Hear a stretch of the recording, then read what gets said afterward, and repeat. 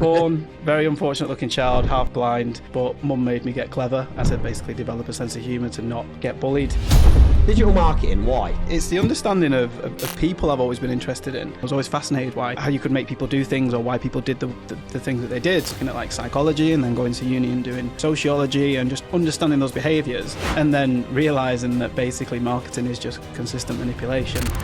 What was your relationship with social media, given what you also know about how much of it is complete and utter bollocks? Oh, I hate it, mate. Genuinely, other than LinkedIn, which I use for business, I don't use it. I don't want to go and spend 8-10 hours on it in the day, go home and go, you know what, I'm going to relax now and open it back up. Don't get me wrong, it can be an unbelievable tool. It can literally drive you so fucking deep into comparisonitis and depression and anxiety and stuff. You're going to get a lot of people who've labelled everyone a bully and toxic who'll still never start their own business. And they'll be sat there by 32. They're chronically unemployable. They don't have the minerals or the facilities to start their own business. If you think it's toxic for me to work hard, no problem. Best of luck to you. I'll see you in 10 years. Let's see where you're at. Let's see where I'm at. Yeah, well, I've got my feet up and I'm relaxed. Yeah, in the job centre.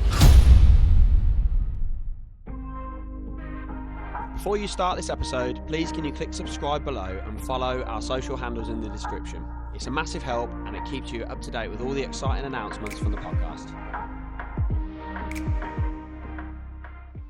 Lewis, thanks very much for coming and seeing us. Thanks for having me, mate. Yeah, appreciate you coming down. I've been trying to get you on for a while. Yeah. A few LinkedIn messages.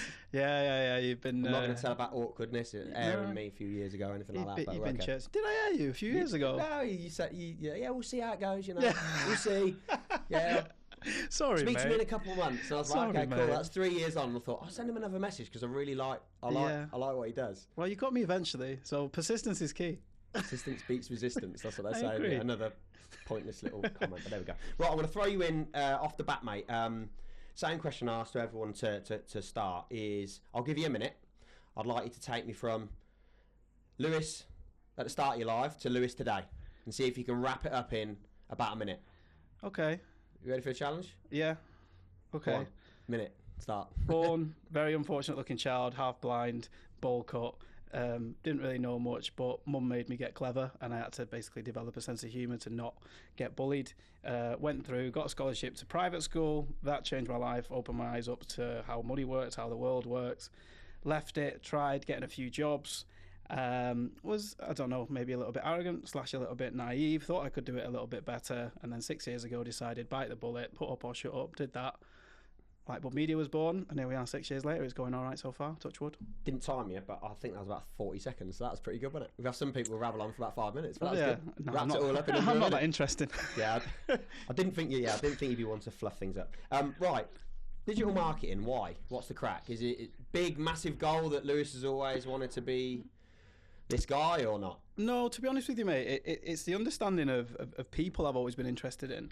I never kind of knew it, but even growing up, I used to like watch things and question like why adverts or certain things happened in a certain way, and I was always fascinated by how you could make people do things or why people did the things that they did. So I remember being in like college and looking at like psychology and then going to uni and doing sociology and just understanding those behaviours. Yeah. And then realising that basically marketing is just consistent manipulation. And it's just one long experiment where you can go, if I show you that and then that and then that, I can make you do that. Yeah. Interesting. Let's take that on a big scale. Yeah. So we were talking about your website before we came on. Yeah. What's the story behind that? Because it's, for anyone who's not looked at it, search Lightbulb Media online and go and have a look, because it does take you on a bit of a journey. And I just found myself looking at my phone going, yeah, that's cool. Yeah, that's really cool. And I've been there 10 minutes. Good. And I know what you do. I've followed you for a while on LinkedIn and see your content and stuff. And I'm still sitting there, just chuckling to myself, thinking, yeah, this is bang on what I was expecting. Good. Yeah, I mean, when I looked around, like when it was just me at the start, and I tried to make my own website and stuff, I looked around and everyone was saying the same thing. Oh, we're different. We do things differently here. And then I looked and it was just the same 4-page WordPress website with a stock image of a smiling mime pointing at a whiteboard saying, we're an award-winning provider of innovative solutions. So I thought if we're actually going to do things differently, we have to embody it from at every stage. So I thought it has to be an experience, because we didn't build the website for SEO because, being found is one thing, but we want to be chosen. So we use content. We don't use any ads or anything. We just use content and referrals to basically hook people in. And then the website should take them on a journey. And the goal of that website is to pre-qualify people out, the dickheads that we don't want to work with, and say, look, if you want people like that, this isn't us. Yeah. And if you get to the end of all that and you still want to work with us, brilliant. You're probably 95% going to be a great fit for us. Yeah. So that's the goal, is basically to save everyone time. And if that people sounds enjoy like it, such a simple thing to do, but not many people work in that way. I think they're quite scared to work in that way, qualifying people out, because it's like, well, we want to do business with everybody. Yeah. The more the merrier. Yeah. We don't want to turn anything away. So why did you go down that route? Because I think things change. Like in year one, don't get me wrong, I would have worked with anybody. Christ, I was undercharging, over servicing, over delivering for £300-400 a month, because you need to. Yeah. And then when you get to that stage where actually you figure out what a red flag client is, and you figure out who's a headache and who you do want to work with and who you don't want to work with, if you can get to that privileged position where you can choose that, the worst managers will basically just deflect that off onto their team. And I thought, no, I remember exactly what it was like working with dickheads like that. Yeah. So we're not just going to take any money. We're going to work with people who we think we can have a genuine impact on. Yeah. And who we want to actually have a partnership with, a long-term partnership. So. Yeah, that was the kind of goal behind it, basically. I know it's a very lucky situation to be in, but picking and choosing who you're working with, because it can affect everything. And sometimes a headache will cost you, cost you staff, cost you productivity, cost you a lot just for some short-term cash. Yeah. From someone who you knew wasn't a fit, but you're thinking so short-term to get cash in. Yeah. You're not thinking. It's a balance in that though when you start, isn't it? It's kind of, you want to do business with everybody, and it's kind of like you feel that you're indestructible. You can you can serve everyone. Yeah. That's it. When I started, I remember offering so many things, and the one-man agency for a while, doing social media, paid search, paid social, copyright. So it's just literally you at the start. I was doing everything. Yeah, for £400 a month, you were getting a full marketing department through me. Yeah. I'm interested. We offered like websites. We offered like websites and stuff at the start, and then I realised it was such a fucking ball ache with people. Yeah. So it's kind of, we started off wide, and then we just got niche, and now it's literally social content paid. That's us. They're the bits we're exceptional at. I would put us in top 5%, and I think they're the bits that everyone should focus on. If you want SEO or web or email, got guys that are also top 5%. Yeah. If everyone just sticks to what they're good at, everyone's gonna have a really lovely time. Yeah. I think that's the best way forward. Why don't you want to be an award-winning agency? It says that on your website as well, doesn't it? Yeah, we're not an award-winning agency because first of all, when you come into it, you're like, oh my god, that must mean they're really good. Yeah. And then you figure out how awards work. Yeah. And then you could pay for the table. Yeah. It's what it is, and then you can literally just buy one. So I used to get hit all the time with a company called SME News, and it was like, you've been nominated for the most influential managing director in the North. And I was like, interesting. And then it was like, yeah, if you pay, £800 for this, or the next package is £1,500 or £2,500. Yeah. And you do a bit of digging and you think, oh yeah, that's nonsense, isn't it? You can pay to be anywhere you want. I want to be in Forbes, I can be in there tomorrow. I want to get a crystal trophy, so I bought my own crystal trophy. Cost me £25. Yeah, not bad. Yeah. So I think I was the most handsome and bestest global digital man on the globe. I'd agree. Yeah. Did a picture with it, so I got my first award. I'd like to thank my mum and my nan. And to be fair, we got 3 clients from that post. So did you really? Being award-winning works. Right, I was wrong. Yeah. You just got to pick the right award. Just got to pick the right award. Yeah, 100%. That's like £8 a client for acquisition. That's not bad. £8 a lead, mate. Perfect. Yeah, profitability ROI on that crystal trophy was bang on. So yeah, it made me laugh. I was going through the website, and it's like, I'm not going to tell you what we are, but I'm going to tell you what we're not. Yeah. It's like, oh, cool. That's pretty interesting. We're not award winning. We're not this. We're not that. I was like, okay. Yeah. You're really filtering out all the crap. Yeah. Well, not the crap. But you're filtering out people that you're just never going to click with. No, exactly. Because you waste so much time. Like, I think about the first few years. We terminated like 3-4 customers last year for the first time ever because the profit was low. Mm-hmm.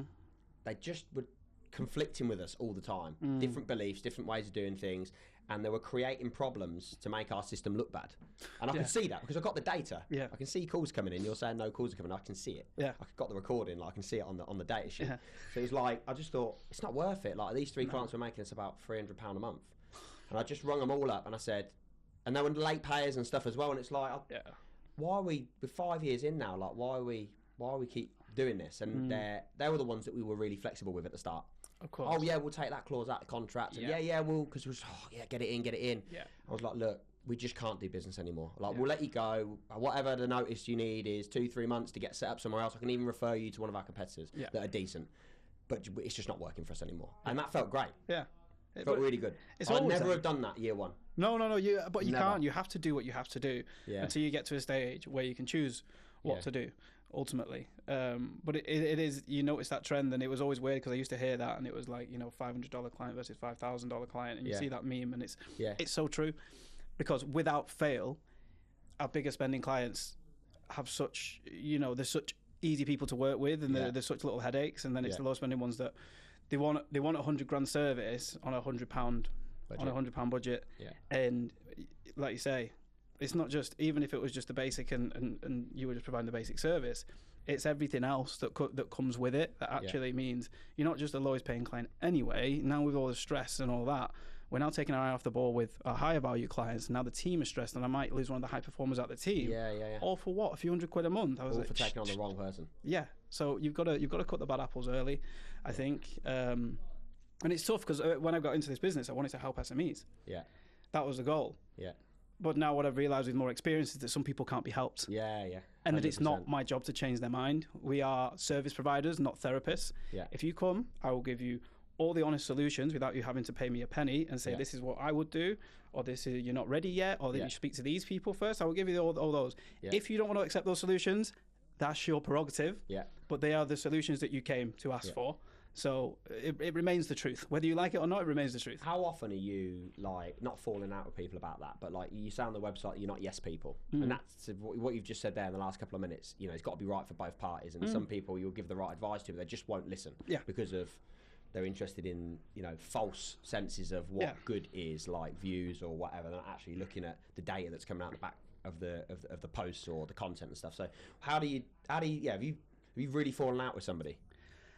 We don't really fall out. I think when we're pre-vetting people, that's the time to get them out before you get there. But if it's existing clients and they bring in a new marketing manager who's got different ideas and stuff like that, I used to go back and forth and spend days and weeks trying to explain things and do that. Now we just let the data decide, because I think, like, for an example, people go, "Oh, paid social's not working, Facebook ads aren't working." I go, right.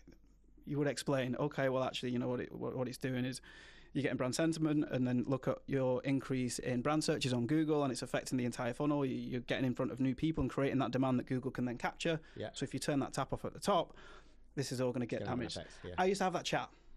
Now, if you tell me paid social doesn't work, I go, no problem. Switch it off. Everything will drop by 30%. Whoa. What changed? What changed? Yeah. Oh, well, it's that. You switched off. Yeah. So the data, and now when we go into meetings, they go, well, I think my ads are going to be better than your ads. I go, okay, well, let's run yours and let's run ours. Yeah. And then we run them. We come back and go, right, well, yours lost money and ours are at a 6x. So which ones do you want to work with? Because and you won't believe some people who still want to go with their own. That's just ego, surely. Yeah, that's ego. Just getting in the way. It's my business and blah, blah, blah. But I can't help people like that. No. I always say, if that's what you want to do, we're not the business for you. Yeah. Why are they engaging with you in the first place? Our responsibility is to the business, not your ego. Yeah. If you come in and say, get us from here to here, we'll tell you exactly what you need to do that. If you don't want to make those changes, you're not receptive to things, or you don't want to, join in partnership or whatever, or you want to push things through that haven't worked previously, but think they might work if you push them through us. Yeah. We're not there to be a conduit. We're there to solve a problem. Yeah. So that's where we cut ties and say, look, this isn't for us. So what's the sort of data that you believe is the right things to measure? So if you're a business owner measuring your leads coming in, or social media views, or followers, or the views that you get on certain bits of content on certain platforms, what are you measuring? Depends on the service you want. So for instance, if you're doing like ads for instance, the goal of ads is to acquire new customers. Yeah. Anyone could sit and get you a 10x or a 20x, and then you get into the account and you realize they're just targeting existing customers. Okay. But actually the goal of ads is to acquire new customers. So what we need to be looking at is how much your new customer CPA costs, your new customer ROAS, splitting that between the returning, and then looking at your marketing efficiency ratio as KPIs and things like that are a bit broader, and understanding that. Whereas different service, if you were doing kind of ghostwriting on LinkedIn, you don't need to be worrying about views. You need to be worrying about revenue per follower, because that's telling you basically, am I attracting the right people? Yeah. And then am I converting those people into revenue? Because we're all on there to make money ultimately, even if you don't want to admit it to yourself. Yeah. Otherwise, writing a fucking diary, we're there for a purpose, mate. Yeah. The people that are addicted to the dopamine, they don't like revenue per follower. Yeah. Because when you look at it, you go, probably I've been attracting a lot of the wrong people there, chasing the wrong things. But ultimately, it's just the efficiency metric for whatever it is that you're trying to achieve. We can just reverse engineer it and go, look, what's your ultimate goal? Okay, based off the data we've seen, this is what we need to measure. This is how we're going to do it. These are the platforms, and this is what you need to spend. Yeah. These are the assets we need to do that. Yeah. And then it should all be hunky-dory. Work through the process, yeah. Should all be hunky-dory. Yeah. Okay, so you started up Lightbulb 6 years ago. What happened before that? So you had few dabbles in a few different things. So what's the last sort of 10 years look like for you? Yeah, to be honest with you, so like the first job out of uni was working at a nutrition brand with, he was a family friend at the time, and he was launching a nutrition company for some American celeb, and he was coming over to the UK, blah blah blah.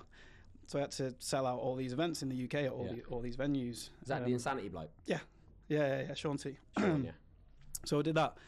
But me being me and being a nice guy and not really knowing how business works, I was like, oh, well, I obviously know there's costs involved, so, just pay me after all the events are done. And then, so I did that, worked, sold out all the events, and then asked for the money at the end. He's like, no. And I was like, oh, great. I think he gave me $1,000 or something like that. I can't remember what it was, but it wasn't what was owed, ultimately.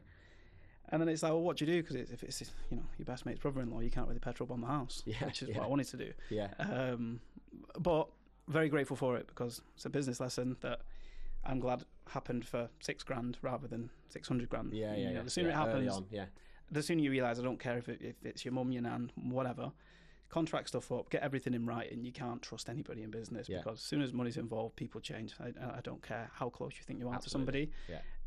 Money will amplify whatever negativity is in them, and you'll figure out who they are ultimately. Things that you see that in, like when family members die and inheritances and stuff, and families just break down. Yeah, perfect example. So, the wheel's gone missing. Yeah, cool. I'm not interested in it, but all right, fair enough. And it's like, and everything breaks down because money's involved, and it's just that ego and selfishness around wanting to get what you're owed. 100%. And but as I say, I'm glad it happened as a really good lesson, because it just makes you more careful now going into things. And people are like, oh, I'll pay you down the road, I'll do this, or we'll come in and we'll talk about future opportunities. Just fucking write everything down and contract everything. Otherwise, you're going to pay for it at some point. So I'm glad I learned those lessons. But there've been plenty of other lessons that I was probably too naive or arrogant to listen to much older and wiser people telling me, because I thought, nah, I'm the exception here. But yeah, so after that I was freelancing for a little bit, and then I wanted to grow, but I didn't really know how. So I'm just bobbing around with 3 or 4 little hospitality clients, a few bars here and there. And then I ended up kind of getting enveloped by another company. This guy who had an agency, but they worked quite a lot in financial services. Like PPI and stuff like that, and packaged bank accounts and debt management. So not the sexy stuff. But we wanted to do more sexy stuff and make those a little bit sexier. So worked there. He was like the best salesman I've ever met. Problem was, again, I was kind of like a one-man team there a little bit, which was fine, because I cut my teeth and realised what I was good at and what I was bad at. But I think that's what kind of sparked it, because I remember being sat in rooms with little fucking idiots going, right, this is how it works, this is how it works. And I'm sat there going, you have never done a day of this in your life, and you're telling me exactly how. So inevitably it wouldn't work. And I'm like, yo, that's not going to work. Like, well, we'll deal with that later. And then it doesn't inevitably work, and they go, your fault that. And I go, how's it me? I told you 10 times this wouldn't work, and I told you exactly what we needed to do. So I was like, I can't. Otherwise, I'll do a murder charge, right? If I have to sit there for the next 10, 15 years being told what to do by some little gimp in a waistcoat that's never even done the job, I'll do time. So I didn't want to be one of those people that, the fat lad on the sofa shouting at Ronaldo, you should have passed there. Put your boots on, get on the pitch. If I'm giving it big licks, I thought there must be a gap in the market for people that are just honest, go in and say, look, this is how it is, this is the lay of the land. You called me. If you want the solutions, here are the solutions. I didn't think honesty would be a USP in marketing, but it is. No, I think it's a USP in everything. So many wankers across all industries. Our industry, telecoms and IT, littered. Honestly, littered. Spoke a bit before we went on, didn't we? Littered, the benchmark of service, and just the arsehole level in our industry is high. The level of service in our industry is low. And actually just being normal and doing okay is probably better than 90% of everybody else. When you do something special, you really do stand out and really focus on what you're delivering, you're way up here. You're completely different to everybody else. Well, that's important to understand where the sweet spot is as well, because when people come to us, particularly when we're ghostwriting for MD, CEOs and things like that, and business leaders, they're so credible, right? And there's so many credible businesses out there, but the one thing they don't understand how to do is to garner attention and grab attention. Whereas there are people out there that are experts at getting attention that are fucking shambolic at actually delivering the service, because they're just blowing smoke up their own ass, or they're selling you some fucking guru course or cohort or mastermind or whatever else it is. And there's such a sweet spot in there between kind of credibility and approachability on those two those two axes. So our job is to bring up more credible people and make them have a voice. And in the same breath, there should always be a villain of the story, because there's no Batman without Joker. So the people I kind of go for and try and open people's eyes to it is to go, all these gurus and all these 6 and 7 and 8 figure. Have you ever seen any of those ever share any data-driven returns on revenue? Oh, they got 8 million views. How much revenue? Oh, but with this many new followers, how much revenue? No one ever wants to talk about revenue, let alone profit. I think it's half of those people. You have a look on Company's House, and the accounts for a business is dog shit. Oh, yeah. They're a 20-person team, and actually it's one member of staff. You live in your mum's basement wanking into a flannel. Like, exactly, mate, you're not exactly a global conglomerate that you're putting across, but naive people fall don't know. for it, I think. Oh, they do. All the time. They do, but I would have fallen for it at the start. Like, I would have fallen for it at the start because, the biggest market in the world is hope. And if you can convince someone that there is a 7-step or a 3-step or a 6-week or something like that. Here's a carousel. 7-slide carousel, which is going to get you earning £1 million. And it's like, you look at it and think, people are actually engaging with this genuinely, and you look at it and you're just like, what? But some people have to feel that financial or emotional or physical pain before they learn. So that's why I'm grateful for that getting done over financially for that, because it taught me that lesson. Whereas some people, like you say, they might hand over the fucking life savings for a 999777 product, and then realize at the end of it it's shit. But then what have you done? You've spaffed all your money away. So the only option you've got is get to creative and really figure it out. Flip to selling the same fucking hope that they sold you to someone else that's 2 steps behind, and there's another brick added to the MLM pyramid of bullshit. And everyone's just creating courses on how to create courses on how to create courses on teaching people how to grow on LinkedIn, and you're like, do any of you actually have a skill other than just selling hopes and dreams and how to get more followers to convince people into thinking that you're credible so you can try and sell a course, do more of it? But that's it. It's framing the wrong metrics to feign credibility enough to take £1,000 off 1,000 idiots. Well done, you're a millionaire. It isn't that difficult. Do you have a love-hate relationship with social media? I hate it. Following your social media and seeing stuff that you've put up for the last I think I've followed you for about 3.5, maybe 4 years. Some of the stuff you put up. You're the longest relationship I've had. You should get married.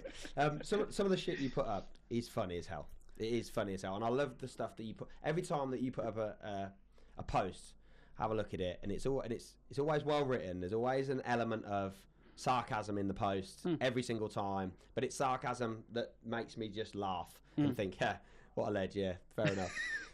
It's not sarcasm that you think like he's a know-it-all, he's a know-it-all or whatever. You actually just like, when you start talking about things like, I don't know, you did one the other week, and it was like ended with like live, laugh, love or something like that. I was just like, oh Christ, that's been in my kitchen before. Oh, what am I doing? But yeah, what was your relationship with social media, given what you do, given what you also know about how much of it is complete and utter bollocks? I hate it, mate. I hate it. Yeah, genuinely. Other than LinkedIn, which I use for business, I don't use it personally because I don't want to go and spend 8-10 hours on it in the day, go home and go, I'm going to relax now and open it back up. Because I know how just toxic and don't get me wrong, it can be an unbelievable tool. But it can also be, if people don't control it and train their own algorithm, it can literally drive you so fucking deep into, comparisonitis and depression and anxiety and stuff. Because, if your feed is filled with people that are, happier, healthier, wealthier, skinnier, what the fuck, you sat there literally just in a deep dark hole. Whereas if it's filled with people that are, motivating you, entertaining you, teaching you. So for me, I don't think it'd have as much impact if I just tried to put out information and say, this is what I know. From a behavioral psychology point of view, and just knowing the human mind and how it operates. If I can use humor to hook people in initially, and then tell a story that then has an informative ending that's going to be useful, data-driven backups, proof. So in your emotions now, you're going to associate that dopamine you feel from laughter with me, hopefully, and then that would become the hook to bring you in. So if I can keep people engaged and get across what I wanted to get across, but just by using humour or putting some little Easter eggs in there, that's what I try and do. Because if I was just trying to be funny, probably won't get any business. If I was just trying to be informative, I probably won't get any attention. So there's a sweet spot in the middle between garnering attention and getting across what you need to do, and then demonstrating credibility, and then turning it into actual revenue. So that's the sweet spot between, I think, structuring posts. It's so interesting when you start looking at it, because I think I've gone through my whole 20s just posting shit. Just shit. Not really with any plan, no real understanding of what I'm doing. And only in the last probably year and I'm probably like 20% in to my journey around social media and operating and doing things better than what we've done before. There was no plan, and it's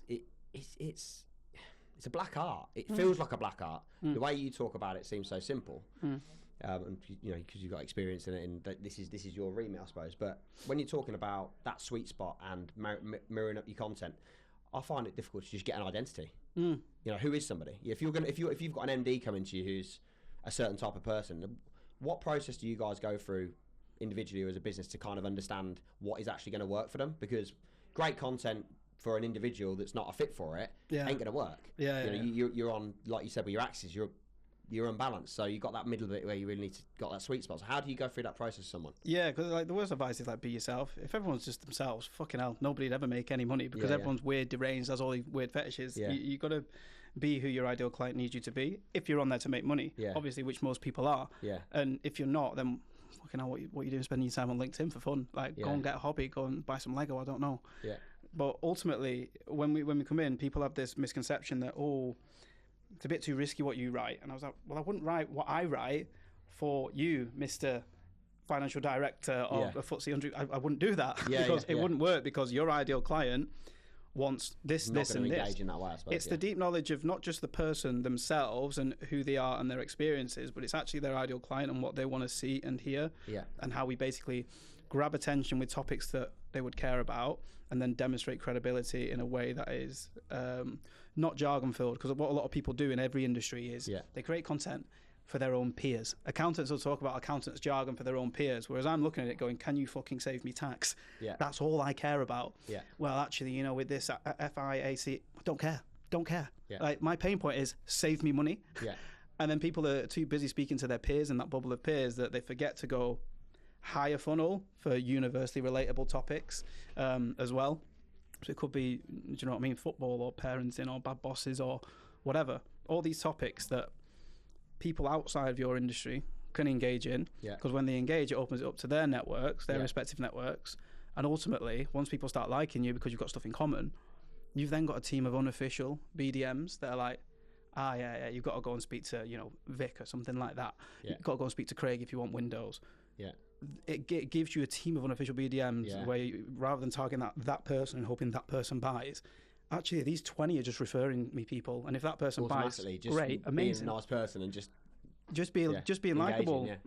But you've got to, as we were saying before, if you want to attract those people that you give a shit about and you want to work with, you've got to repel everyone else.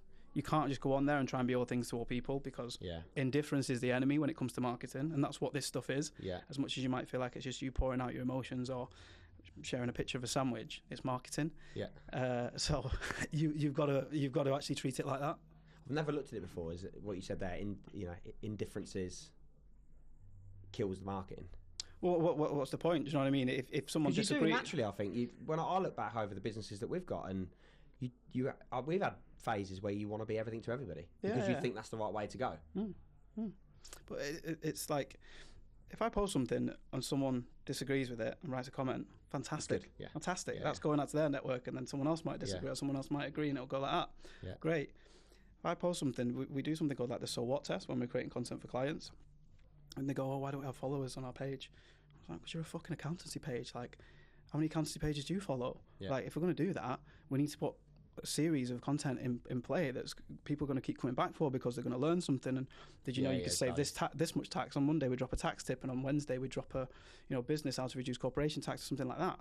If you give people a reason to keep coming back to you, people will follow you for that reason. But if you just go, Dave had a sandwich today, so what? You've just fucking posted that because someone said you need to post today. And actually, do you see a lot of that in business? People posting for the sake of posting because I think it's, consistency. You need to put up 3-4 posts a week. Absolutely. They're not actually interested in the content. They're just posting stuff. Absolutely. And it's the fault of marketers as well at this point, because you see ads and they're like, oh, well, I'll do your social media management and I'll just do 3-4 posts a week and we'll fit it into this nice neat little package, and it'll be £200 a month. And what you're going to get is 4 templated Canva graphics to do absolutely fuck all for you. So you're putting out the volume, but there's actually no strategy behind it. You're probably not looking at the metrics. You're getting a load of filler that probably 20 other people have got. I guarantee you, if I did one post that I really thought about, it'd beat your 5 fucking filler ones, guaranteed, in terms of all the key metrics. So look at it and realise that you don't just have to show up every single day because the internet told you to. Yeah. Where do my ideal target market live? What do they give a shit about? What content can I do to basically engage them? And then what metrics am I measuring to know what to double down on? So that's the top of the funnel, who you're actually engaging with. Ultimately, yeah. Depending on where you are, like say with ads, you can target people that have never heard of your business before, never been to your website. It's a little bit hard with organic because there's not as much control. Do you know what I mean? You're putting it out into the algorithm gods. Yeah. But if you take certain actions to try and train that algorithm, you will have a better chance. So LinkedIn, you hear algorithm, how it works, you know, going viral, all this sort of buzzword stuff that probably you don't like. But so from a LinkedIn perspective, every platform's going to be operating differently. TikTok's going to be different to LinkedIn. LinkedIn, how do you believe that algorithm works? A quick word from one of our sponsors, Guru Technology. Simply put, they're the highest Google-rated company in their industry. A very different service and a very different set of products covering business-to-business mobiles, phone systems, energy, renewables and EV, security, CCTV, alarms, AMPR, broadband and IT. They specialise in dealing with companies who are receiving really poor service and spending a lot of money currently with their supplier. They will come to site, do a free of charge audit and fix any problems that you're having. So if you've got problems with your current supply chain, search Guru Technology in Google and give them a buzz. Thank you. Let's get back to the podcast. Well, first of all, nobody knows how algorithms work inside out, not even the people who build them because they're so ever present, but there are some basic principles of it as far as how it knows to show you more things that you like. Yeah. So ultimately, like training it is, if you're going to post a piece of content that's targeted to accountants, if you go out and you connect with 20 accountants, then when they accept, LinkedIn needs to figure out if you're going to be best mates or not. Yeah. So it's probably highly likely it's going to show their recent post to you and your recent post to them. Yeah. See if that's tailored. And also... And what are they looking at? Your profiles? What do you mean? Keywords in your profiles? Or the type of wording you use in your posts? Or? No, just as a general process. So you've gone to connect with this person. Yeah. That person's then accepted. You're now connected. And then LinkedIn needs to go, right, should I show more of our own content to this person? Okay, well, here's the most recent post from either of you, which you'll probably see in the feed. And if you engage, don't engage. And if you engage, great, okay, these guys are going to be friends. So the next time you post, I'm going to show it to this new accountant guy. And similarly with dropping comments and being active on people's posts or even sending DMs to them, they're all sort of signals to say to LinkedIn, we're mates. We're mates. We're mates. So that when I post, he should see my stuff because you know that we're talking in DMs and that I'm commenting on his stuff. Yeah. And similarly with when you're operating in the feed, similar with ads or with TikTok or anything like that, dwell time on there. If someone's clicking read more, it's an action that has some weight to it. If someone's dwelling on it for a while, that's great. And then I think it's up in the air on this one, but I think the weighting of the reactions as well. A like is the easiest thing to do. Yeah. But if you have to like, hold, pause, and move across to something else, that would have more weighting because it takes more to do.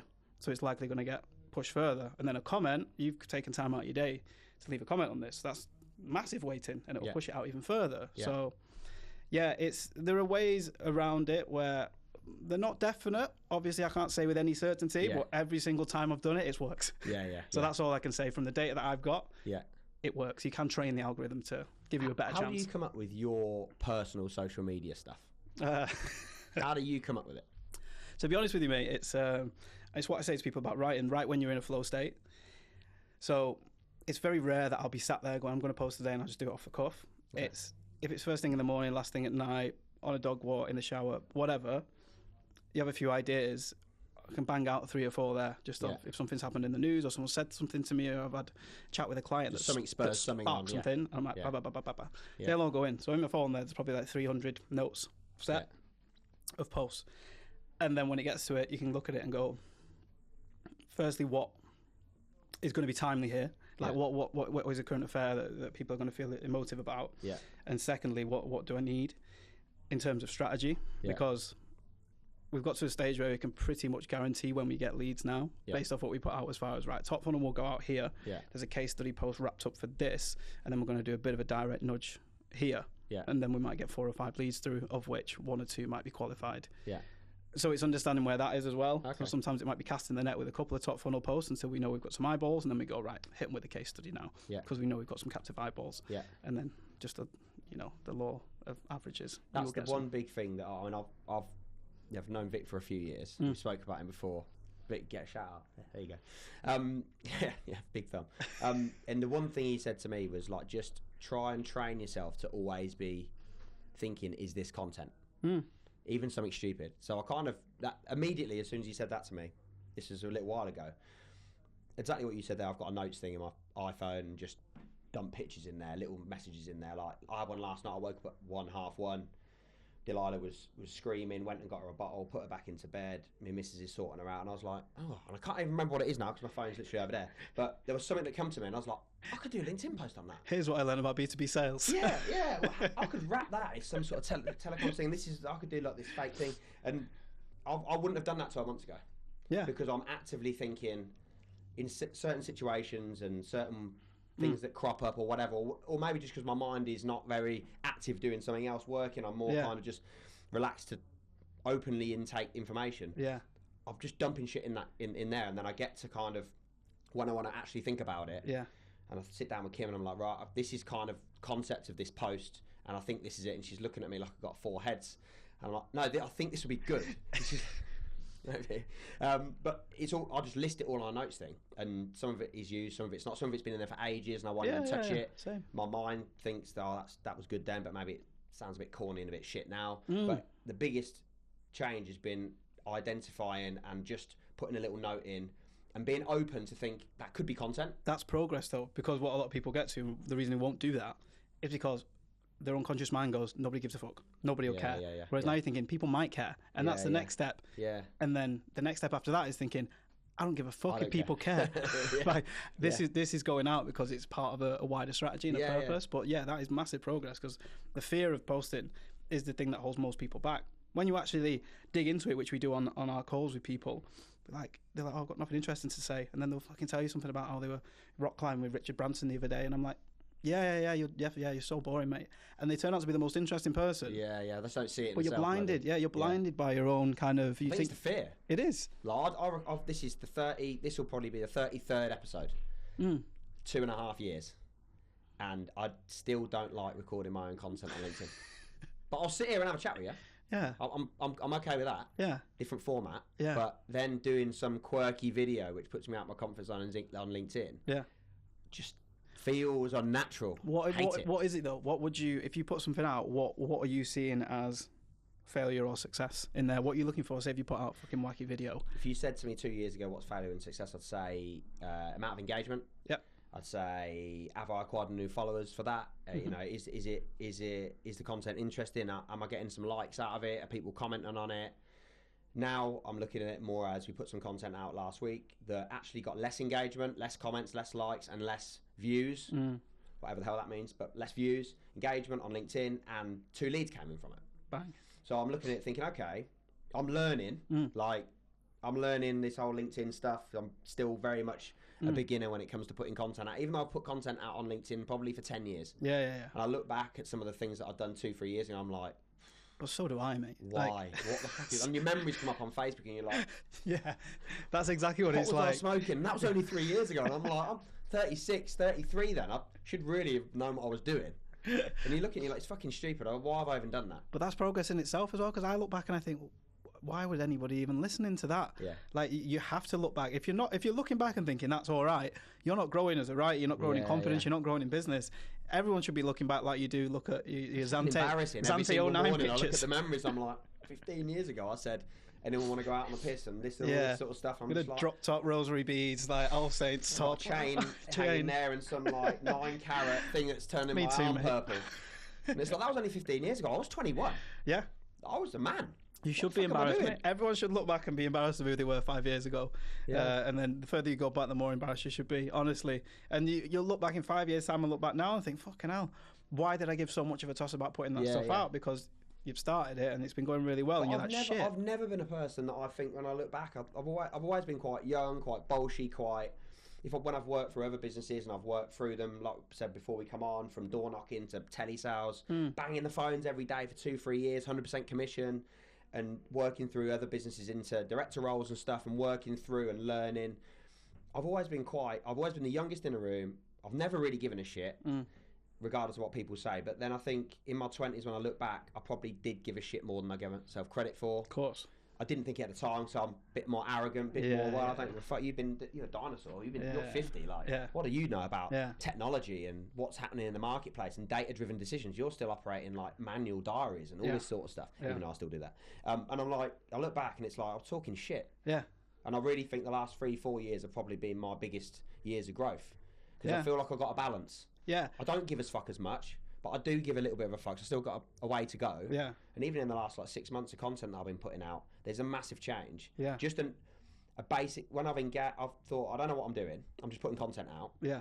I don't really know what I'm measuring. I'm just putting it out because that's what you do, isn't it? You're an owner of a business. You've got to put stuff out. Yeah. And you've got to put out, telecoms-based posts on your Guru Technology page, because what if someone looks at us and we've not posted in 2 months? Like, let's shove something out about a mobile phone. Just stick it in. Yeah. And I just can't be arsed for that now. I just don't. It's pointless. Yeah. I've tried to drive the branding stuff through my social media, and because that seems to be more personal, and our whole thing is real people serving real people. There you go. It comes through a real person, because I'm a small to medium business. I know how it is. I know if a phone breaks, how important it is to fix it. That could be a kid's phone. That could be a phone system coming. If your broadband goes down, if our broadband goes down, which it has, embarrassingly enough, but it has, because we can't control everything BT do, and people dig roads up on that. It's like, I understand the impact that has. So if it happens with one of my clients, I get it. I completely get you cannot have a broadband go down without having some sort of backup. You only ever do that once. You've got to invest in doing it. So when I'm having a conversation, that is credible because I get it. Yeah. And I think that's been the biggest change for us. For me personally in the business, it's trying to put content out that is just a bit more honest, not what other people are doing, because our industry is boring as fuck. Yeah, it's very easy to stand out in industries like yours. The latest iPhone, you're like, so easy to stand out. I don't care about the latest iPhone. Like, people will upgrade, they might not upgrade. There's an extra megapixel on a camera. Honestly, but you want to be the person. I just don't care. Yeah, I mean, like, you've just said it there, and I think it's a generational thing as well. Nobody sits and thinks, oh, I need that company. It's usually the person that they like at that company that happens to work at that company. The company's getting the business as a default. Of if you say, oh, I need PPC, well, I've got to speak to Lewis then. I want that to be the go-to thing. Yes, Lightbulb Media is great, but my team will all have different audiences, because they'll all have different things in common with other people, and they'll bring people in, but it's through them. It's not. No one goes out there like, if I need I need hosting. Okay, a lot of people just go to Google. So how can we change that so that when people go to Google, you're the first name that they search for because you're front of mind. Otherwise, you're beholden to a bidding war for the rest of your life with some monster players, depending on what industry you're in. Yeah, you're never going to win. Exactly. In that respect. And like I said before, like, there are the three things. Like, you can either try and outspend people, you can have a deeper knowledge of your target market, or you can outcreate and take more risks than people and move faster.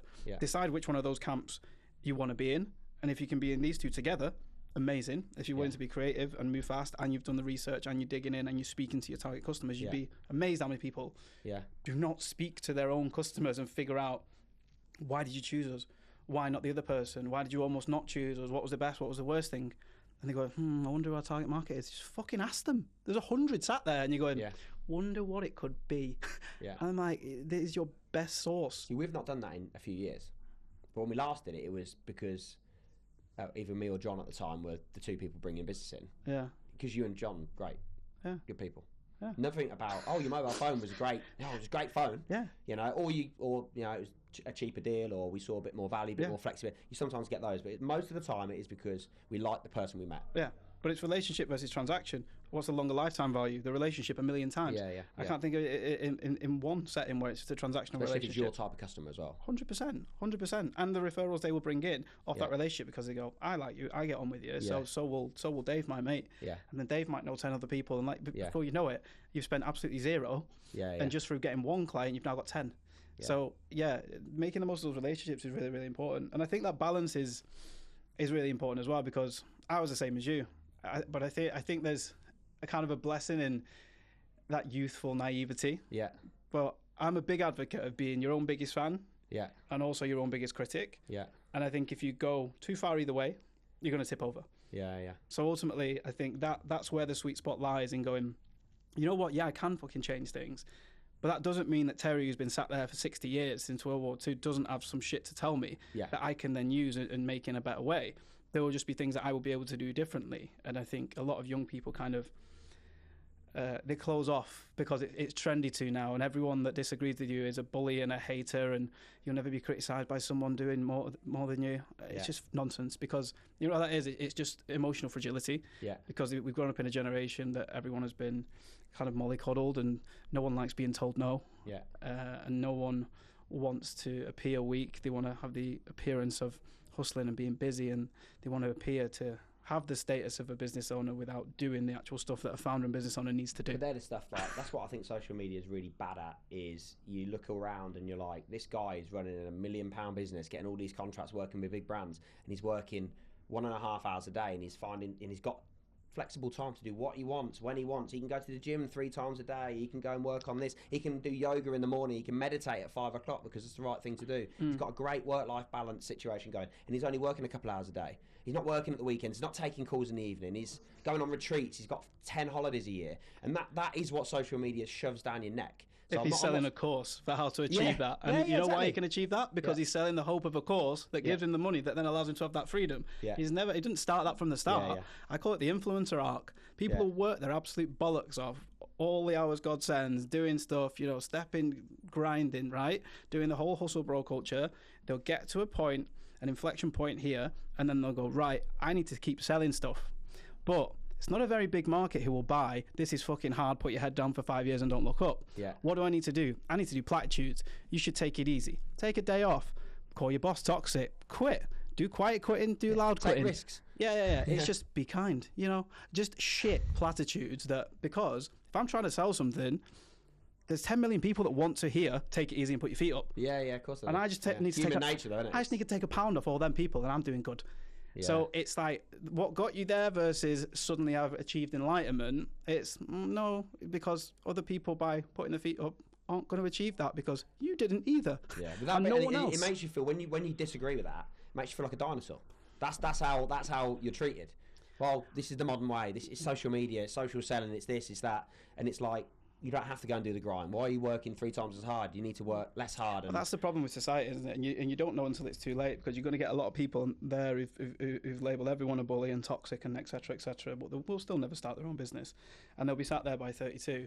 They'll look around and go, they're chronically unemployable. They don't have the minerals or the facilities to start their own business, and they go, I might have fucked it here. I might have absolutely fucked it and alienated everyone in my 20s. But you won't know until you get to 32 and you've done that and burnt all those bridges. So I just think, cool. If you think it's toxic for me to work hard, no problem. Best of luck to you. I'll see you in 10 years. Let's see where you're at. Let's see where I'm at. And, you know, I've got my feet up and I'm relaxed. In the job centre. So it depends what you want out of it. Do you know what I mean? People shouldn't be criticised, because I like working hard. I like having a goal. I like having a fire under my ass. It keeps me going. And if I take my foot off the gas, I get comfortable, and I wouldn't strive or try and achieve things or whatever, and I want to do that. It gives me purpose. I like having purpose. Other people's purpose is just a fucking whinge. It's human nature, I think. Of course, yeah. Everyone wants the easy way out. Everyone and generational as well. I look back at my dad, he's 81. You don't whinge for nothing. But again, it's horses for courses, depending on what you think. But I think my daughter's 19 in November. So I can see it from her perspective. I can see it from my dad's perspective, and there's a huge gap in between. I mean, a lot's happened. The world is different, but most of the time, without being too controversial, most of the time, younger people are just whinge bags. Most of the time. Well, older people are whinge bags about young people as well. It's like, because young people complain, rightly so, because the economy is fucked. And then young people say, why are you complaining? But it's a relative thing. Well, you bought your house for fucking 7 blueberries, Gerald. Like that's why. So everyone's got their own rights relative to the thing. And as you say, as with most things, it's balance. But social media doesn't live on balance. It lives on polarity. Nobody wants balance. So I say, I can see both sides. I think that's going to get engagement. You're just trying to please everybody. You just go, I hate Gen Z. See how you get on. Or boomers are all nonsense. Whatever. See how you get on. Like, just put something out there. That will explode, but it depends how you want to do it as well, because there's a strategic way. You don't have to argue with people. I don't particularly go out to argue with people, but I will have a debate with people, an intellectual debate. Problem is, most people can't have that. But if they don't like that, then they unfollow you. And that's cool, because they're not your top person anyway. They're not going to buy off you. They're not going to engage your content anyway. And I think that's a good thing. And I've had people come through and say, I love how you dealt with that person, and come through and turn into a client. So your comments are just as important as your content. Ultimately, to show who you are and what you stand for and what you believe in, and people come through and go, that was fucking funny how you said to that person, that weird fucking homophobe in Texas, you just put him down completely. I want to work with people like you. And I was like, perfect. Just from me having a bit of a laugh. So I think, again, that's people wanting to work with certain types of people. I think that's where the people was bought the person, and that's the type of guy I want to work with. I quite like that. That's funny. Okay. And I don't mind being Marmite, and I'm sure you don't either. Some people are going to fucking despise me. Cool. Yeah. Well, I've had previous bosses and previous people I've worked with reach out to me because of certain things that I put on LinkedIn and say, "What are you doing?" Like that's, really? Just a bit of advice for you. I wouldn't do that. And I sort of look at that and I think, okay, take a step back. Let's take my emotion out of it to go and bounce straight back into, this is why I've done it, and I don't need to do that anymore. I don't work for you anymore. I don't speak to you much anymore, whatever. And it's kind of like I sit there and I think, okay, it's just his opinion. But that I feel strongly about my. Like, I did one post where I called out Vodafone. They're one of our clock. We put a lot of stuff into Vodafone, but I thought, fuck it, they're fucked up. They took offline a 80-year-old lady called Mary, whose daughter's one of our customers. They knocked off her broadband with no warning, and she had an alarm line associated to it. They just cut her off, and she's in Scotland, and her daughter lives in London, and her daughter's been a customer of mine for 9 years. She's a chef. She teaches business people and celebrities how to cook, and had her own books and all this sort of stuff. Really, really nice Scottish lady. And her mum, I spoke to her a few times, so she got cut off, and she rung me the daughter rung me straight away and said, Vodafone have cut her off. You're the only person I know. I know you'll give me some advice, even if you can't sort it. I know it's not your problem, but can you help her? So within like a couple of days and that, we just set her up on a broadband with us for free. Just fucking get back online, get your emergency, just get it sorted. And she was up in like Glasgow or something. So I put a big video up, and it's been my most engaged post I've ever put up. But then I got negativity from people in my network saying, you're slagging off one of your suppliers. I'm like, it's Vodafone, like, they don't really care about me anyway. No. And not being funny, like, that gave me 2 or 3 leads coming in because they like the way, they're like, look, just go against the, and we've had that a lot, is like going against the big providers. Why shouldn't you slag off someone who's doing the wrong thing, though? I didn't believe it ethically, and that was kind of what's the right thing to post for the business and what people think of me in the industry versus what I actually think as a person. And I'm glad I posted it, and I don't regret posting it. And if I didn't get Vodafone ring me up and go, Aaron, why the fuck are you slagging us off? They don't give a shit about me anyway. We're small fry. In reality, we just buy a few of their bits and pieces and whatever. So, and they shouldn't have done what they did. And, that post went about 120,000 views or whatever, a lot of engagement, and there's a lot of people that came and said, I really like what you've done there. You know, she was elderly, and we've had a couple of bits, but we didn't put it up because wanted business from it. Didn't have a clue what I was doing at the time. It's an emotional response to something I was pissed off about. And when you say about polarisation, that would be my probably biggest example of that, is going up against someone that we actually do business with, and then I've got so much of a mixed response. Like a lot of people, oh yeah, that shit, no, whatever, I've had the same response. And then some people educating me to say, why are you doing that? And that was my wake-up call of social media, to think, well, I'm not really that bothered about what you think. Without me sound like an arrogant twat. I don't really care. It's not your name on the post. Why are you bothering? Thanks for educating me. I appreciate you giving me some time, but... Everyone's entitled to their opinion, but unless you're paying me, related to me, or you're sleeping with me, sorry. Neither of the above. Don't need it. Well, you know, it's...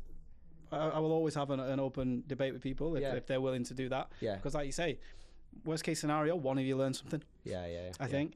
But then people, you know, you post something. And so what you're saying is, that's a sign of somebody who's already lost. Because I go, no, I said that. So what you're saying is, no, you've made something up in your own head to justify a narrative that you have, because you can't justify a logical argument towards what I've actually said. And then when you say that to people, they just lose the plot because they realise that, and then everyone else realises it, jumps on. They're like, actually come back to you, and then they feel shame, and then they just delete the comment and block you. And I'm like, I just wanted to have a chat. But if there's a lot of emotional fragility at the moment going around, and I think it is a shame. I understand where a lot of it's coming from, but then what can you do? Do you know what I mean? You've just got to, you know, we keep on trucking. You know, the world's fucking been on fire for the last 4 years. Like, sitting around whinging about it isn't going to get us far. It's good, have a little event, but, you know, find people on your wavelength, stick your head down, try and support each other where you can, find a good group of people, try and work with good people, do good things, do the right things, and your reputation is what will take you out at the other end. Do you know what I mean? It's something that takes years to build, and it can be gone within seconds. So I think, just focus on that, because it's something that's going to follow you around. I've got a question for you. What what's your biggest mistake you've ever made? The biggest mistake? You don't sound like someone to me that regrets loads of stuff and lives in the past. Might be right, might be wrong, I don't know. But when you look back, what's the biggest cock-up you made? Probably in the early days of hiring. I did what the internet tells you to do. I thought, oh yeah, just hire on attitude, not skills. Don't do that. Hire on skills. Hire on skills. Ultimately, you're providing a service. Because everyone says that. And you're like, oh, I'll put the person with a really good attitude on your account. They've got no skills, but they've got a great attitude. Suddenly, watch how fast people change their minds. Yeah. You need to hire on. You need to hire on skills first and foremost if it's going to be a service thing. Attitude is absolutely important as well, but don't disregard skills. Yeah. And I think being too nice to people. I think trying to help everybody was my biggest mistake. I cared in the initial stages deeply. Yeah. And it's just frustrating because I'm like, if you just listen to me, like you're looking at a great business and the founder's like, no, I'm going to do that. And you're like, no, if you just did that, that and that. Because now I've done that 100 times with all these people. And if you just listen and we do that, we could take this. And they're just in their own way.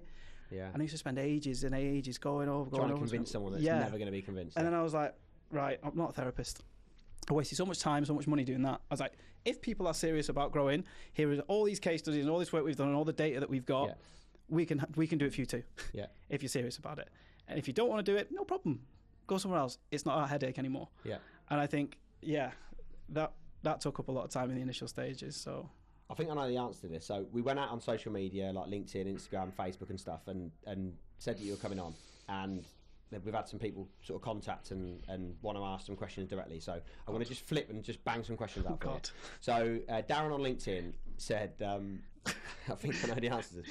Do you have a business coach? No. Why? Because they're full of shit. Most of them have never run a business. There you go. I think we've covered that, haven't we? Danny on LinkedIn said he's followed you for years. Can you give him some advice on personal branding and how important it is? I would say it's pretty imperative, regardless of whether it is your company. If you are an employee somewhere else, I think it's even more important because it's you live and breathe in CV, and it's the one thing if you do get sacked or made redundant in all these crazy climates, it's the one thing that you can take with you. And it's the one thing where if two people are on a piece of paper, that's the one extra bit of credibility. What would make me look at someone and go, well, they can bring that element to the business. But as your own business as well, I think now there's a generational shift in how in buying behavior. We see it now because when we run ads, if we run an ad in the mid funnel and we're retargeting people and we're doing the founder story and saying, hi, my name's Jenny and this is why I started the business, you feel that emotional connection, and they're always our best performing ads. So the people behind the business are number one, the biggest driver to pull people in. And if you've got more than one person in the business as well, that's your unfair advantage because they're all going to resonate with different people because they have different things in common. So they can bring so many different people in. So I think stepping in front of that wall of company, corporate, and here's the business. No, actually, you go in front and you have to hook people in. You go, like me first. By the way, I also do this because every industry is saturated now. And if you're reliant on just being the best in your industry, whatever the hell that means. There's plenty of people that are credible out there. If you can't garner attention, you're going to really struggle. It's difficult, isn't it? Because I think big shift, I mean, I'm not even in your space, but big shift that I think has happened in the last 5-10 years is 10 years ago you could go and have a bottle of Evian water and go and put some sort of influence. I mean, don't get me wrong, there's elements to that work still, but I think now people look at that and be like, there's Kim Kardashian with a bottle of water, Evian water, saying, this is great, it's the best water ever, and you're like, yeah, you're talking shit, mate, you're getting paid loads of money. Or something that's a little bit more relaxed and genuine, that involves that without the big star, just that works that content in a genuine sort of situation, more relaxed marketing content. You're absolutely right. Subtle stuff works because it's genuine. All the data has shown that now with like UGC. It used to be like, say you pay 10 grand for a Love Island person, they do a post and you get 2 sales off their 1 million followers. Now, if Jenny next door does an opening and says this is the best product I've ever fucking used, suddenly you get 5,000 sales. So relatable content from people who look and sound like them. skyrockets. It's kind of the best performing content in pretty much every account that we do in the e-commerce game, rather than your influencer partnerships. There's very few occasions where that can work. Spikes with that, I bet, and like influence partnerships, it kind of works probably for a very short amount of time.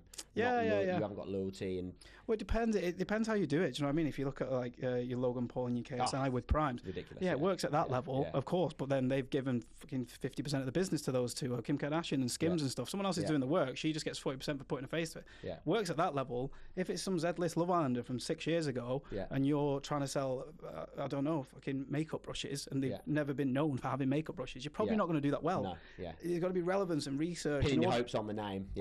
Exactly. It's got to be relevant, and you know what? People are fussy these days with who they follow and who they believe, and it's the term influencer. Do you know what I mean? A lot of people have fucking zero influence. What they just have is lots of followers. Yeah.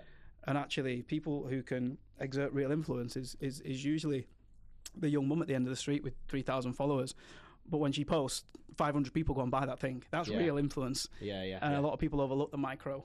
That's because of the credibility, I think. Relatability, credibility, real, genuine people. Yeah, 100%. They're not being paid to go and push something. They're just...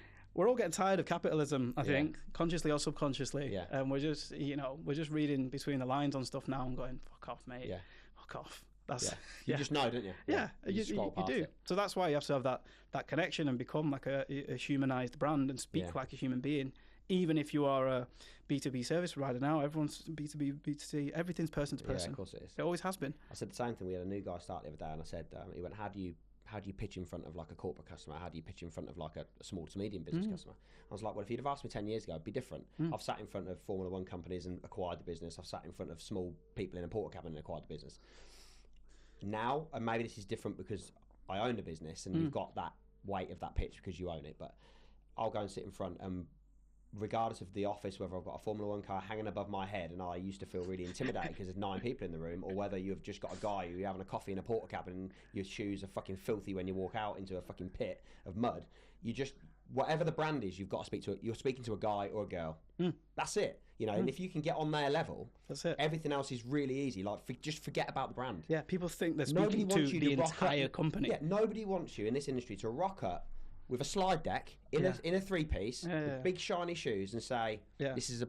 Maybe there'll be a very small, but they're not my type of company anyway. We're probably not going to do very well in that. We've been there. We've tried to, be everything to everybody, and it's like we get small to medium business. That's what we get. And they're the people I want to sit in front of because they get it, they understand, and you can have a decent conversation. And most of the time, you're just not speaking. You're not even speaking about phones. You're not even speaking about phone systems. That just comes 10-15 minutes at the end when you're having a chat, and you might show them it on your laptop and you do the demonstration. Unless you're getting really into the arsehole of what it really needs to do. Most small to medium businesses just want a phone system to work. They want a few little bells and whistles that are bespoke to them, and they want a broadband that's never going to go down. That's what they want in that sector. They don't want you to sit there and say, here's my slide deck. This is why we're really great, and this is our why, and this is our... No one gives a fuck about your why.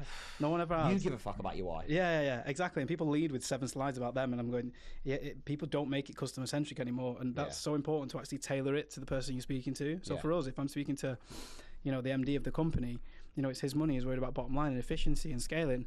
Whereas if they've got an in-house marketing manager, what they're worried about is looking good to the MD. So we have to make them the hero and say, you know what, if you give us X, Y, and Z, we'll make you look really cool, and it's your idea. We don't give a fuck. We don't want credit. You just pay us, and we'll go, Dave's really given us all the shit that we needed here, and now Dave's the hero. So you tailor based on, it all comes down to having a deep knowledge of your target market, and it's terrifying how many people don't.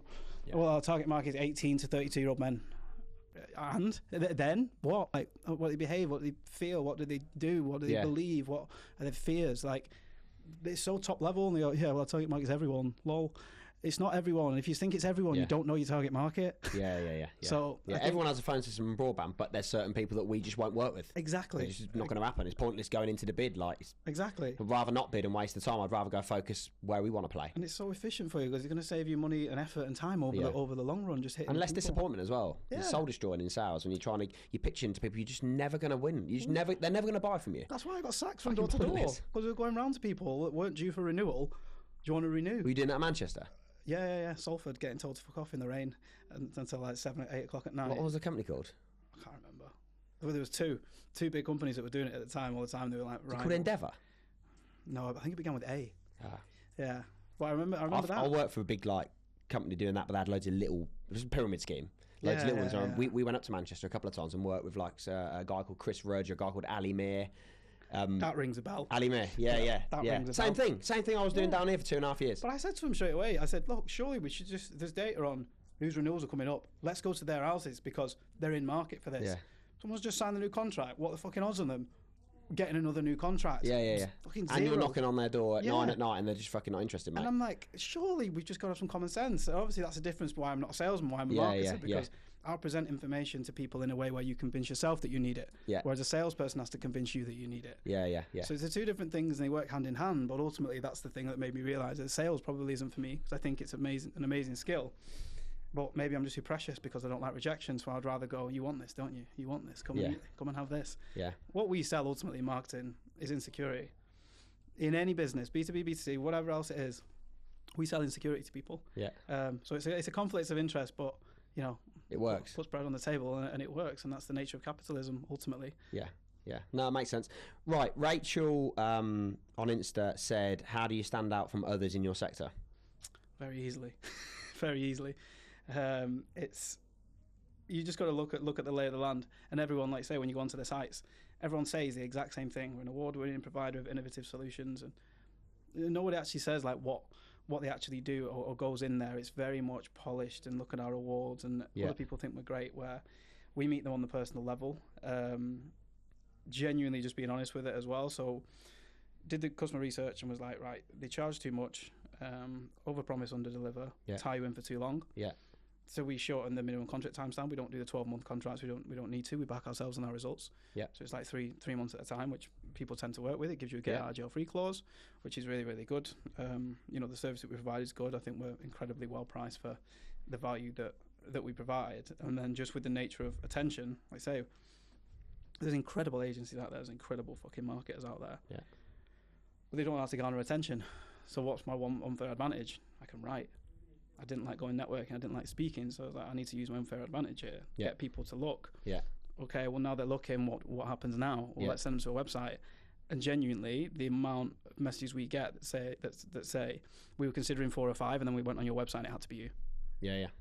So I've had that experience as well. So it's setting those things up to go, what are you going to use to get attention, and what are you going to use to close? And then where are they falling out of that funnel, and what do you need to tweak? Do you benchmark yourself against other agencies, or do you just not really care? Not really, no. I don't think there's a good agency. There's an agency that does a lot. I see them online all the time that are sort of up your neck of the woods. I think Rise at 7. Oh, they're gigantic. Yeah. Carry. Yeah. They're huge. I think they do pretty sure they do SEO as well, and digital PR and all sorts and stuff. But yeah, I don't know. I think the difference is, I'm sure they're a great company and stuff, but we've always had the thing, we've never pitched for work. I'm not going to spend 3 weeks of the team's time, countless resources to come jump through hoops for them to pick the cheapest one or the one that their fucking friend knows. So where did most of your business come from? Just natural leads? Everything's been inbound for 6 years, Okay. Just through content, happy clients referring us, obviously referrals from people seeing the content. They might not need it, but they send people our way and say these are really good. They share the results quite a lot, and then obviously just the content that I put out, I try and get the team to put out, and then people that land on the website. So that's the dream though, really, isn't it? It's saved a lot of money on ads. It's saved a lot of money on ads. Right, I've got a question from Tiger on Facebook. Nice. Real name or not, fake person or not, I don't know, but Tiger on Facebook. How do you use tech in your business? Tech is there's a few different things. So I'll probably if you want me to go through like the tech stack. Obviously, with the ad platforms, you've got your Facebook, your LinkedIn, your Pinterest, your Google Ads platforms. We've got Google Analytics. We've got Triple Whale, which is basically analytics platform because the platforms all lie these days. Oh, okay. So Triple Whale is used for e-commerce brands, so you can split your new customer CPA, new customer ROAS, things like that. That's really good. We use Google Tag Manager. That's free. That's basically for putting pixels onto sites with ease without having to, peck a developer's head and ask them to do stuff. And then as far as actual management, we use ClickUp as a CRM tool. So it's basically a Kanban board. Where's everyone up to? What's their workload? What's high priority? What's low priority? And everyone can kind of see. All the clients have got their own spaces, so we can go in and see their contracts, access their drive, their profiles, and things like that. So whenever someone comes into the business, here's your intro to the client. Here's all the access that you need, and here's the what history we're doing. And everything. Yeah. So everything's set up like that, and then obviously we've got Zoom for calls, Calendly for meetings, and then there's just a few bits and bobs, obviously Adobe, but then there's a few bits and bobs of just like AI tools that we fuck around with, like Opus Clip, UDO that does like music. What's the crack with AI in your business at the moment? Are you using much of it? Because I feel like there's a lot of content out there with marketers that are not liking AI. Things like ChatGPT, and it's like you can tell if someone search. Problem is, make me a LinkedIn status on this, and it's like you can just tell. Well, the problem is they do that, they prompt it and then they post it. Yeah. And it just stinks of it. So yeah, it's amazing for us because they thought it would get content production has got easier. It has. But it's got shitter. Yeah. So it makes us look even better. Yeah. So we're like, look at the shit. They're dragging it down. Yeah. Which is perfect because we're like, now look at everyone else. And everyone else actually does sound the same. Yeah. Now they've gone from actually having an unfair advantage. They are searching the same shit. Searching the same shit. They're getting the same stuff back. They're getting the same elevate and skyrocket yacht. And I'm like, yes, perfect. In terms of how you run your business, so you seem like quite a relaxed fella. You say it how it is. You obviously got real credible knowledge of your industry. You really, really know what you're trying to achieve with it all. How do you run your business as an owner? Are you a micromanager? Are you using the data? Are you very much high-level people person? Like, how do you kind of operate with your business? No, I've very quickly realised I'm a better leader than I am a manager. Because as a manager, I don't know, I always treated everyone like I would want to be treated, which is give me a task, give me a deadline, leave me alone. Let me crack on, Yeah. So realised quickly that a lot of people aren't like that. So after trying for a while to try and be that person and just not doing it well, just hire someone that is that person. Yeah. And I can focus on the bits that I like. So I'm pretty chilled. I try and trust people, give them the freedom, the support that they need. I'm there if they've got any questions and try and be, just a safety net underneath. But I don't want to give them all the answers because I don't want them to just be, monkeys that are doers. I want them to have some initiative and learn and start thinking about how to problem solve, because any mug can come out, follow instructions and set up a campaign how the internet tells you it should, but the real value is if it's not working, what do you do now? How do you react to that? That's the plan B. So that's the kind of stuff that I look for, but obviously it comes with its own pros and cons, because some people are like, yeah, great, that's exactly what I need, and then some people, like you say, we'll just take the piss. So you have to get that fine balance and not let the ones that take the piss basically make you change who you are for the people that actually do perform. You said in a post that you feel like you're a bit of a goalkeeper in the business. What do you mean by that? I think it's like the last. It's the kind of the last line of defense. Any owner is like the goalkeeper. Because then you've got like your brand in front of it. That's like, right, this is who we are. And then you've got your team that are actually making chances and converting, and basically I can acquire people. And then they should be going into a finely tuned machine where you retain and communicate and delight and upsell and things like that. So if anything goes wrong, I'm not arrogant enough to think anything that happens in my company is my fault. Even if it's not my fault, it's still my fault. If that makes sense. I think a lot of owners are not like that though. I don't think they've got the humble. I've worked with some really, really good business owners that I've taken a lot from, and some really poor ones that I've also taken a lot from. Because it's like I'm going to learn not to go down that route. I need to be completely different to that, because that's not me. And I think that there's a benefit in that as well, not having bad habits. I've not had too many bosses. You know what I mean? I've only had a couple, but I've had one that's a wanker and then one that's great. But ultimately, if you don't learn those bad habits, you don't know. You only know what you know, don't you? Which is fine, because I'm not trying to copy someone and go, is that how you run a business? Actually, I'm just going, this feels right. So I'm going to do this unless people tell me that they're not feeling right. Or if the metrics show that there's fucking red arrows and nothing's working. I'm a very simple soul. Yes, I can get granular into it, but if all the arrows are green and everyone tells me they're happy, clients and team, this is good. Top line, this is good. Red arrows, clients are unhappy and team are unhappy, this is bad. We need to, very simple. I'm a very simple man. Running a business is easy, isn't it? Piece of green piss. and red. Piece of piss. Anyone can do it. Just take the risk. Like that one. Okay, you've got a new venture coming. Tell us a bit about that. So doing it's a marketing education and edutainment platform. Ultimately, I'm doing it with Dan Kelsall, vaguely unheard of marketing person from Manchester. I'm sure everyone will know. But ultimately, we looked at it and we realised that people were coming out, because he's had an agency and I've got one now. We realised people were coming out with marketing degrees and they knew fuck all about marketing in the real world. Or they were going out into companies and having like the creativity just wrung from them. and for people who didn't want to take their ideas, didn't want to try new things. And we just realized there was a gap there. People coming out 30 grand in debt, their ideas have been squashed. They've not actually learned anything for the real world, and it's not going to be helpful. So we thought there'd be a bit of a better way. So we're creating this online community that's going to be a safe space for creatives, where we're going to basically drop lessons in there from me and Dan. We're going to have guest lecturers come in, doing podcasts. We're going to do kind of weekly Ask Me Anythings, and we're going to have different channels in there for people to, share ideas, because you can't just full creative space. Full creative space, because you can't post what you want on LinkedIn because you get banned. I know that because I've been banned 6 times.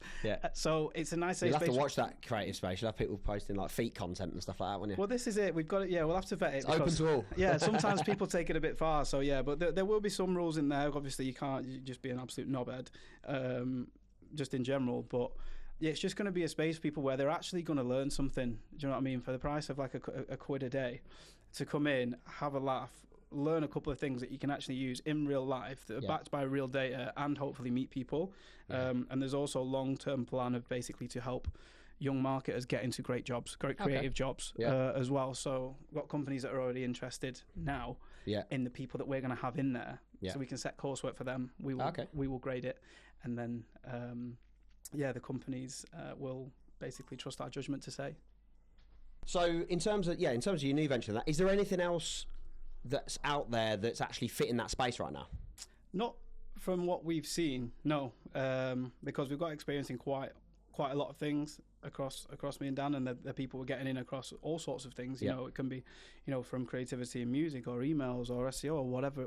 There are so many different areas, and we want to have it this hub with the best of the best, where people can come and learn from people that have been there and done it.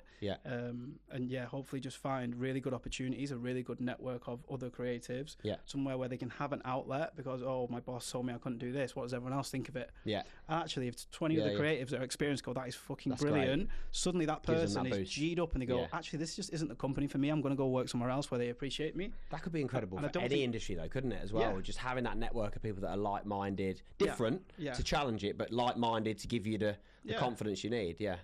So I think it's, if we can create that for people, and it's nice and it's affordable and it's fun. We've been recording some stuff in the background. It's fucking deranged, but it's good, and it's made me basically fall back in love with why I got into marketing in the first place. Let's just try cool stuff, make people feel good, make people feel something, have fun along the way, try it, see if it works. If it doesn't work, no problem. But you're going to help people along the way, even if it doesn't. I'm sure it will be a success. But the goal is, if we can help, 10 people either realize that they are actually a really good creative, or get a new job or something like that, or just have a laugh. Do you know what I mean? In a safe space where you can be yourself. Happy days. It's a success. So absolutely. Looking forward to it. So it's going to be live in hopefully 2 or 3 weeks, I reckon, official launch. So where can people find it if they want to kind of, is there an app to download? Is there a website to go on? What's the we're going to put the waiting list up for people. So it's going to be joinuci.com. Joinuci.com. Okay. We'll make sure we tag that up when we go live and stuff as well. Okay. So if somebody wants to come and have a chat with you about anything that you spoke about today, or about you in general, Lightbulb, history, past, present, future, anything at all, where can I find you? So you can grab me on LinkedIn, probably the easiest. Lewis Kemp on LinkedIn, or if you want to go and have a nosy at the website, please feel free to go through it. Definitely have a nosy at the website. It's even if you're not, even if this isn't your thing or whatever, have a look at the website, because it's we've just redone our website, and I looked at your website and I was like, oh no. It's just so different, and it just engages you to you stick on the website. Good. But maybe I'm your type of person. Maybe other people won't, but it does make you stick, and it just take you on a journey. It's funny. Good. So people want to go on. It's always good to hear feedback from people on that. So if you want to reach out there or through LinkedIn, they're probably the easiest places, because other than that, I don't have social media because I fucking hate it. Fair enough. That's it, and that's a perfect way to finish. Lovely. Cheers, Lewis. Thanks for coming on, mate. Thanks for having me, mate.